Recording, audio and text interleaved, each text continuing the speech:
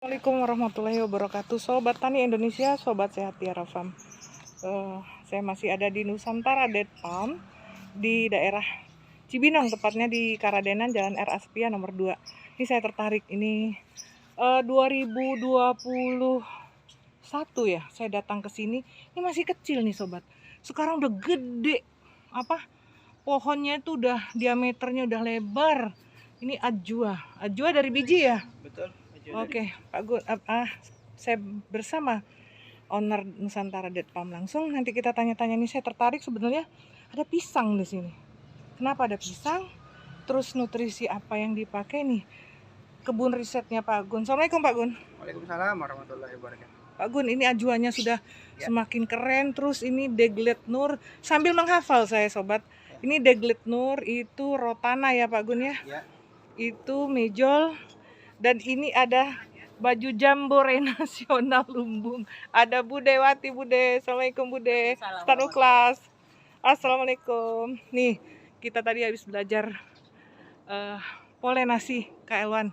Pak Gun, boleh tanya ini kayaknya rahasia dapur nih. Kenapa dikasih itu Pak Gun? Pisang-pisang itu Pak Gun. Ya.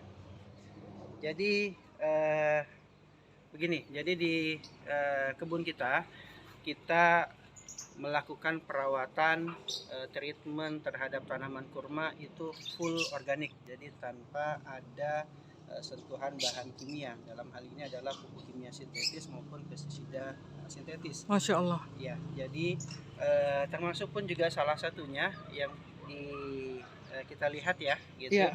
Jadi lubang ini kita sebutnya sebagai lubang nutrisi. Lubang nutrisi. Iya, juga lubang nutrisi. Sebenarnya semua limbah organik itu kita masukkan. Oh. Iya, jadi limbah dapur, ya, jadi limbah dapur apapun kita masukkan. Ada tulang ikan kita masukkan tulang ikan, ada tulang ayam kita masukkan tulang ayam, gitu. Ada sisa nasi, sisa mie, sisa sayuran, sisa buah-buahan, semua masuk, gitu kan. Oke. Ya, nah, namun ini lapisan atasnya ini kan nampak buah pisang. Betul. Nah, ini ya, jadi kemarin kita baru kemarin hari Selasa kita dapat limbah buangan pisang dari pengumpul pisang. Oh. Ya, jadi daripada dibuang sayang, jadi kita manfaatkan. Saya pikir kalau masih bagus bisa dimakan dong ya. Nah, jadi daripada dibuang sayang, jadi akhirnya kita kumpulkan, kita karunin, ya, kita masukkan ke lubang nutrisi kita. Gitu. Jadi sebenarnya tidak ada yang khusus sih apa aja yang mau dimasukkan. Sebenarnya apa saja masuk, karena kebetulan kemarin kita baru nerima ini, ya udah ini kita masukkan. Izin nanya Pak Gun. Ya. Kan katanya untuk nutrisi pohon ini. Ya. Kenapa nggak langsung misalnya diameter dikelilingin ditaruh di situ? Kenapa dia kira-kira 2 meter ya ini Pak Gun ya? Iya. Dibikin untuk namanya lubang nutrisi. Ya, jadi lubang nutrisi ini kita buat untuk jangka panjang. Oh. Ya, jadi proses penguraiannya, proses dekomposisinya kita biarkan terjadi dengan begitu saja. Makanya tidak kita tutup, kita tidak lakukan treatment apa-apa, karena memang ya kita biarkan begitu saja terjadinya, gitu. Nah, di bawah, jadi di bawah atau di dalam lubang ini sudah banyak organisme pengurai. Ada cacing tanah, betul. Ada kaki seribu, kemudian macam-macam, ada maggot juga ada, kemudian belatung juga ada, gitu kan. Semuanya ada di situ. Dan semut, kemudian banyak yang ada. Nah, belum lagi mikroba yang ada di dalamnya. Ya, ada bakteri-bakteri yang ada di dalamnya yang tidak kasat mata. Ya, karena kita ketahui bersama, ya, bakteri-bakteri kan juga banyak yang baik, ya, bakteri baik, gitu kan, maupun mungkin juga ada bakteri jahatnya di situ. Tapi semua apapun itu dia akan melakukan proses penguraian terhadap bahan organik yang kita masukkan. Tidak ditutup, kenapa tadi Pak Gun? Saya lupa. Tidak ditutup, ya, kita biarkan begitu saja. Gitu kan, kita biarkan begitu saja, dia berinteraksi dengan udara luar, ya. Terus ya, di samping kalau misalnya ada bahan organik baru, tinggal kita tambahkan, nggak perlu lagi membuka. Oh, jadi dia semembusuknya segimana jadinya itu dibiarkan begitu? Dibiarkan begitu. Untung ini di kebun ya Pak Gun ya. Jadi baunya nggak kemana-mana gitu ya? Sebenarnya baunya tidak ada. Jadi bau pisang bahan, ini, pisang wangi ya? Iya, gitu. Betul. Jadi kalaupun misalnya ada limbah daging misalnya atau jeroan, gitu, mungkin baunya ada tapi tidak lama. Karena dia akan dengan cepat terurai oleh mikroorganisme pengurai yang ada di tanah. Oke, baik. Oh, itu ilmu. Ya itu makanya di situ kulit pisang ya Pak Gun ya, Ya. di Deglet Nur itu juga pisang. Saya pikir Pak Gun nyari ngumpulin pisang, ternyata memang apapun yang bisa ditaruh di sini disimpan di sini. Kemarin saya lihat kulit kelapa Pak Gun. Kalau itu kulit kelapa berbeda lagi ya? Jadi begini, sekarang bulan September. Jadi bulan September adalah masa kita melakukan treatment generatif terhadap tanaman yang kita punya. Oh, generatif. Oke, Iya. baik. Khusus untuk tanaman ini, pohon yang ini, kita sengaja menyimpan kulit pisangnya itu dekat dengan akar di dalam lingkaran. Oh iya, betul. Ya, dalam lingkaran parit yang kita buat. Iya. Nah, seperti ini. Beda dengan konsep yang tadi. Kalau Iya. yang tadi itu adalah lubang nutrisi, apa aja masuk. Iya. Tapi kalau di dalam lingkaran ini kita seleksi bahan organik yang kita masukkan. Nah, unsur pisang baik dari kulitnya maupun buahnya seperti kita ketahui dia banyak mengandung kalium, fosfatnya juga ada, ya, kemudian magnesium, kalsium, sulfur juga ada di situ. Iya, di Dimana- pisang bagus banget ya. Ya, Betul. jadi di mana unsur hara tadi itu sangat dibutuhkan oleh tanaman khususnya kurma untuk masuk ke fase generatifnya. Oh, pisang ya Pak Gun ya. Ya. Selain pisang juga apa lagi tuh Pak Gun? Di bawahnya itu kita kasih sebenarnya pisang bercampur dengan kulit nanas. Oh iya, ada bau nanas tadi saya lihat kulit Ini nanas. Iya. Pisang itu juga. Kulit nanas pun juga sama, ya kan? Jadi kandungan sulfurnya, magnesium, kalsiumnya pun juga cukup tinggi.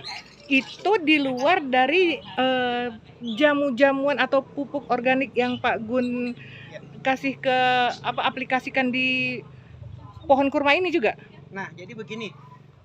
Proses pemupukan kita harus memahami konsep dasarnya. Jadi ada input, ada proses dan ada output. Input, proses, dan output. Oke, Ya, baik. gitu. Jadi input adalah bahan organik yang kita masukkan, kita tambahkan ke dalam tanah. Iya. Gitu. Jadi bahan organik baik itu misalnya kotoran hewan, kemudian kulit nanas, kulit pisang dan sebagainya itu adalah input yang kita berikan. Iya. Input tambahannya yang kita masukkan lagi adalah mikroorganisme pengurai.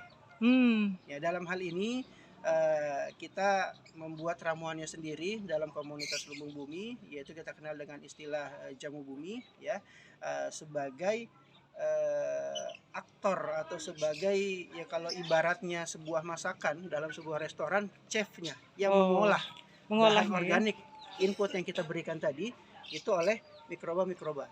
Oh, tuh, jadi ya kan? Iya. Jadi kalau dalam proses produksi sebuah makanan atau di restoran ada bahan mentah kemudian diolah oleh chef, ya kan, untuk menghasilkan makanan yang siap dihidangkan ke tamu gitu. Nah, ini pun juga sama prosesnya, ada bahan organik yang kita masukkan, kemudian kita butuh chef yang handal untuk meracik dan membuat itu jadi unsur hara yang tersedia untuk tanaman. Dalam hal ini kita memasukkan input tambahannya adalah formulasi jamu bumi yang kita gunakan untuk mengolah semua bahan organik ini sehingga setelah diurai oleh mikroorganisme tadi itu menjadi unsur hara yang siap untuk diserap bagi tanaman. Itu. Jadi ini Pak Gun maksud saya disimpulkan. Ya. Jadi apapun yang ada di hasil, bukan sampah ya, salah kali sampah ya, kulit nanas, kulit pisang, kulit pepaya gitu ya, dikumpulkan aja Pak Gun ya. Dikumpulkan saja. Jadi kita menganut mazhab bertani itu secara hemat, secara sehat. Ya. Nah, jadi itu dia. Betul. Kita sangat yakin dengan bertani sehat dan bertani hemat kita bisa menghasilkan output atau hasil produktivitas yang maksimal gitu. Iya. Jadi bahan organik yang kita gunakan sebagai input tanaman kita itu kita kumpulkan dari lingkungan sekitar. Masya Allah. Ya, karena kebetulan di sekitar kita ini banyak pedagang pinggir jalan, gitu, yang dagangan pisang, dagangan buah-buahan, yang mana mereka itu kesulitan untuk membuang sampah hasil jualan mereka. Betul Kita sekali. tinggal Jadi itu bisa bersinergi dengan dimanfaat. mereka, kita kumpulkan bahan-bahan itu, ya, kemudian kita bawa ke kebun, kita masukkan sebagai input tanaman kita. Iya. Sebenarnya proses ini tidak ada bedanya dengan kalau kita ke toko, kita membeli produk pupuk jadi, ya, pupuk kimia, Ya. itu pun effortnya sama. Oh, Ya kan, kita ke toko, kita mengeluarkan biaya, bahkan iya betul. itu kita ngangkat satu karung masuk ke dalam kebun kita, kemudian kita aplikasikan ke tanaman. Kurang lebihnya sama dengan ketika kita mengunjungi pedagang jalanan gitu, kemudian kita membantu mereka mengambil sampah hasil jualan mereka, itu kemudian kita masukkan. Solusi buat mereka sebetulnya ya Solusi. Pak Gun ya. Betul. Jadi solusi buat mereka, kita pun juga mendapatkan bahan input pertanian yang sangat murah dan sehat juga, untuk baik untuk tanaman dan juga untuk tanah, ya. Dan dari sisi tenaga yang kita keluarkan pun juga sama. Sama Gitu. sebetulnya. Jadi Ya. tidak lebih rumit bertani organik itu, malah Masya jadi Allah. simpel. Dan Karena- tidak aneh-aneh juga sebetulnya Betul. ya. Jadi pada saat suatu saat ketika misalnya terjadi kelangkaan pupuk, kita tidak mengalami Oh, fenomena itu, iya. karena kita Betul. tidak bergantung sama ketersediaan pupuk yang ada di toko. Baik Pak Gun, terima kasih banyak atas infonya dan nutrisi, berbagi cerita di kebun risetnya. Terima kasih. Assalamualaikum Pak Gun. Ya, Waalaikumsalam warahmatullahi wabarakatuh.